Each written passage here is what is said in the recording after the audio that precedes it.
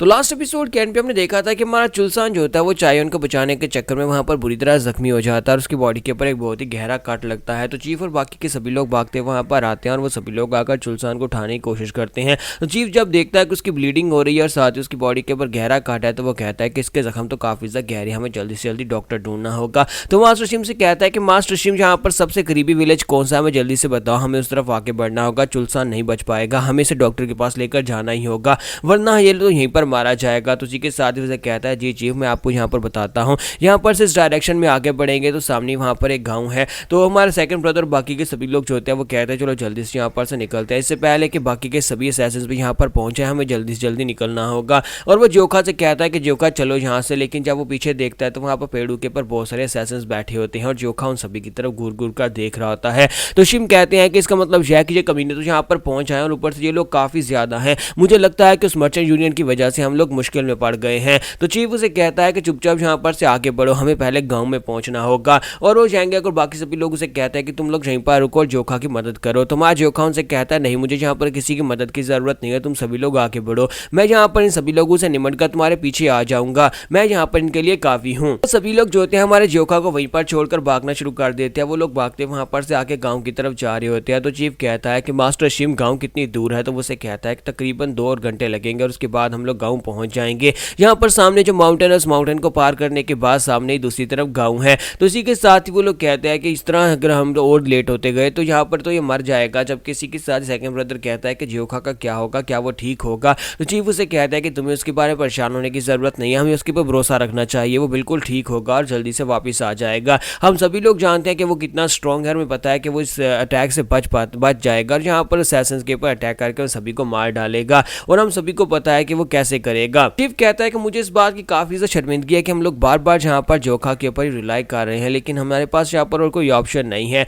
तो मास्टर शिम से कहते हैं कि क्या तुमने वहाँ पर देखा कि जो ब्लैक ड्रेस वाले लोग थे वो लोग कितने ज़्यादा स्ट्रॉन्गर थे, और इसके साथ साथ उनके पास काफ़ी सारे लोग थे, अगर वो लोग हमारे तक पहुँच गए तो फिर काफ़ी ज़्यादा दिक्कत हो जाएगी। जबकि जोखा उनसे फाइट करने के लिए पीछे रुक गया, अगर वो लोग रास्ते में हमें यहाँ पर रोक लेते हैं तो फिर हम लोग क्या करेंगे, हमें जल्दी से जल्दी किसी गाँव में पहुँचना ही होगा। और जिस तरह से उसने यहाँ पर चुलसान के ऊपर अटैक किया इसका मतलब ये था कि वो उसकी एक ही स्ट्राइक में जान लेना चाहता था, जिसकी मतलब यह है कि उन्हें यहाँ पर किसी की जान की कोई फिक्र नहीं है, अगर वो चाहे तो हम सभी लोगों को मार सकते हैं। और मास्टर शिम सोच रहे होते हैं कि उम्मीद करता हूँ कि जोखा वहाँ पर उन अपोनेंट्स को हरा दे, अगर उसने अपोनेंट्स को नहीं हराया तो वो लोग हमारे पीछे आ जाएंगे। और इसी के साथ ही दिखाते हैं कि वहाँ पर वो सभी असैसिन्स जो होते हैं एक साथ मिलकर जोखा के ऊपर अटैक करने के लिए आगे बढ़ते हैं। और वो जोखा के ऊपर अटैक करते हैं तो जोखा उनसे कहता है कि यार तुम लोग हो कौन, लेकिन उनमें से कोई उसे जवाब नहीं दे रहा था। तो माँ जोखा इसी के साथ ही एक वाले को सर से पकड़ता है और इसी के साथ उसके मुंह पर एक जबरदस्त पंच मारता है। जब वो उसके मुंह पर पंच मारता है तो उसी के साथ उसकी गर्दन टूट जाती है और वो वहीं पर ग्राउंड के ऊपर गिर जाता है और मर जाता है। बाकी के सभी लोग देखकर कहते हैं कि क्या ये एक लड़का है या फिर एक मॉन्स्टर है। और हमारा जोन बड़ी तेजी के साथ बाकी 2 और की तरफ आगे बढ़ता है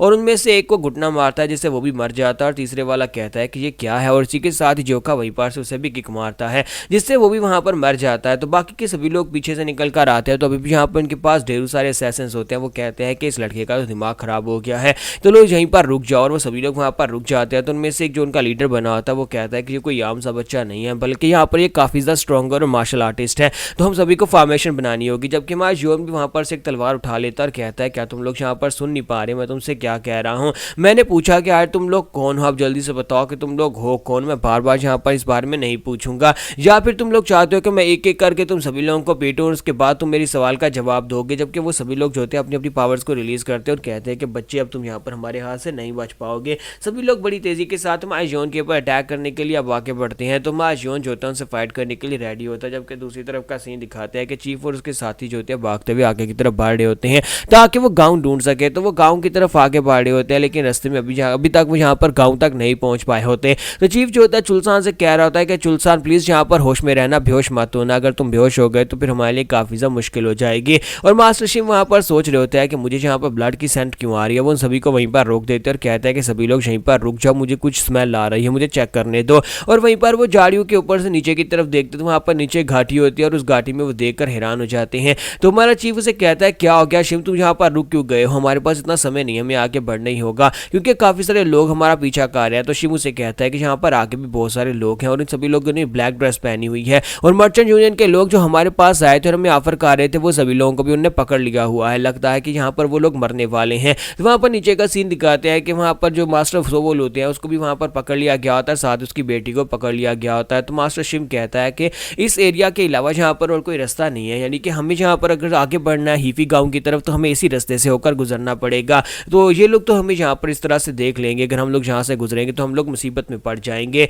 जबकि दूसरी तरफ सोवोल चीफ जो होता है उनसे कहता है कि तुम लोग जहाँ पर मुझे मारना चाहते हो तो मुझे मार डालो, लेकिन मैं वो चीज़ तुम्हें कभी भी नहीं दूंगा, वो चीज़ तुम्हें नहीं मिल सकती। तो इसी के साथ उसके सामने जो बंदा होता है वो उसे कहता है कि तुम्हें क्या लगता है कि तुम उसे यहाँ पर एक चीज़ कह सकते हो? क्या तुम्हें पता भी है कि वो सिर्फ एक चीज़ नहीं है? तुम्हारे लिए वो एक चीज़ हो सकती है लेकिन हमारे लिए वो एक डिवाइन आर्टिफैक्ट है। हम लोग जहाँ पर हज़ारों किलोमीटर का सफर तय करके आए हैं स्पेशली उस चीज़ को लेने के लिए, जब हम पता चला कि वो तुम्हारे पास है। प्लीज़ चुपचाप उस डिवाइन आर्टिफैक्ट को हमारे हवाले कर दो, तुम्हारे लिए यही बेहतर रहेगा। अगर तुम अपनी आंखों के सामने अपनी बेटी को मरता हुआ नहीं देखना चाहते तो प्लीज़ जल्दी से वो चीज़ हमारे हवाले कर दो। और साथ ही वो उसे कहता है कि अगर मैं तुम्हारी बेटी को यहाँ पर मारना स्टार्ट करूँ, पहले इसके बाजू काटूँ फिर इसकी टांगे काटूँ तो फिर कैसा रहेगा? जबकि इसी के साथ ही मास्टर चिल्लाकर उसे कहता है कि मुझे पता है कि तुम यहाँ पर वो चीज़ लेने के बाद भी मुझे और मेरी बेटी को मार ही डालोगे, तो फिर मैं यहाँ पर तुम्हें वो आइटम क्यों दूंगा? मैं तुम्हें वो नहीं देने वाला। तो अगर तुम मारना चाहते हो तो हम सभी को मार डालो। तो इसी के साथ ही वो उसे कहता है अच्छा तो ये बात है, इसका मतलब यह है कि तुम्हारे साथ डील करना इतना भी आसान नहीं है। अगर ऐसी बात है तो फिर ठीक है, मैं यहाँ पर ऐसा ही करूँगा। और साथ ही वो अपने लोगों से कहता है कि यहाँ पर इस लड़की को पकड़ कर रखो,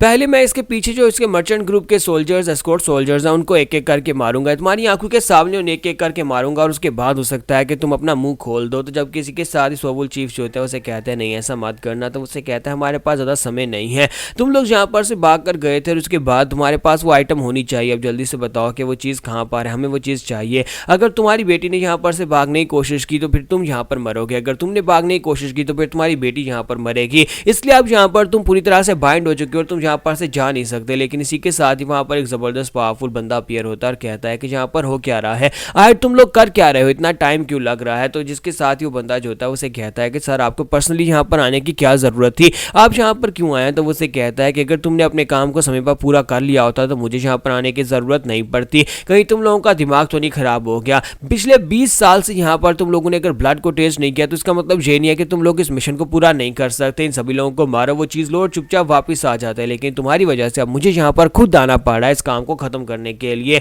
तो ये एक डिमोनिक जनरल होता है, जैसे वहां पर आता है अपने प्रेशर को रिलीज करता है तो सभी के सभी असैसिन जो होते हैं उसे वहां पर रिस्पेक्ट देना शुरू कर देता है क्योंकि वो इन्हीं का डीमन जनरल होता है। तो इसी के साथ ही डीमन जनरल जो होता है उन सभी के सामने खड़े होकर उनसे बातें कर रहा था, जबकि हमारी मास्टर शिम जो होती है जब उसे वहां पर देखते हैं तो वो भी काफी ज्यादा घबरा जाता है और कहता है कि अब ये बंदा कौन है, ये तो काफी ज्यादा पावरफुल लग रहा है। और दूसरी तरफ वो सोच रहा था कि वहां पर जो लोग हमारे पर अटैक करने के लिए आए थे जिन्होंने ब्लैक ड्रेस पहनी हुई थी वो सभी लोग भी काफी ज्यादा स्ट्रॉन्गर थे। अगर उनको देखा जाए तो उसके मुकाबले में अगर यहाँ पर इन दो लोगों को देखा जाए तो मुझे लगता है कि ये दोनों इनके मास्टर्स हैं। और ऊपर से अभी जो बंदा यहाँ पर अपीयर हुआ है वो सभी लोग उसे यहाँ पर पता नहीं क्या कह के पुकार रहे हैं, लेकिन वो सभी लोग उसे रिस्पेक्ट दे रहे हैं, उसके सामने घुटने टेक रहे हैं, ऐसे लगता है जैसे कि ये इन सभी लोगों का लीडर है। तो यहाँ पर हमारी एपिसोड 40 का एंड होगा और नेक्स्ट एपिसोड में देखेंगे कि ये सभी लोग चुलसान को बचाने के लिए क्या करेंगे, क्या ये लोग यहाँ पर ही से गुजरेंगे या फिर किसी और सीक्रेट रास्ते से गुजर कर जाएंगे।